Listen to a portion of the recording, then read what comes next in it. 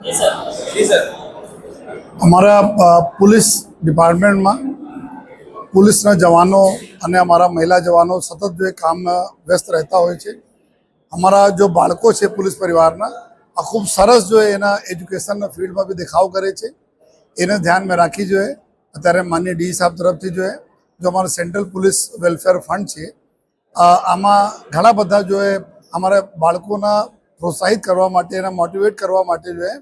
અને એના બિરદાવવા માટે જો એ સ્કોલરશિપના આમાં જો રકમ હતી એના વધારો કરવામાં આવેલા છે. અને 6ઠ્ઠી ધોરણથી લઈને 12મી ધોરણ તકના વિદ્યાર્થીઓ જેટલા ટકા આ લોકોના માર્ક્સ મેળવે છે જો એ પરીક્ષાઓમાં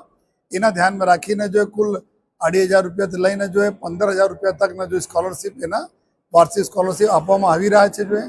ત્યારે વિશેષતા આપણા જો અમારી દીકરીઓ છે જો દીકરીઓના દીકરાઓ કરતાં 25% વધુ જો સ્કોલરશિપ આપવામાં આવે છે. કેમ કે અમે લોકો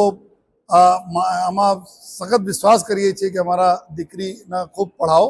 અને દીકરી જો આવનાર આપણા પેઢીને બી ભવિષ્ય છે જો એને ધ્યાનમાં રાખીને જો આજે સુરત શહેર પોલીસ તરફથી કુલ 170 અમારા જો પોલીસના જવાનો છે મહિલા જવાનો છે એના કુલ 185 દીકરા દીકરીઓના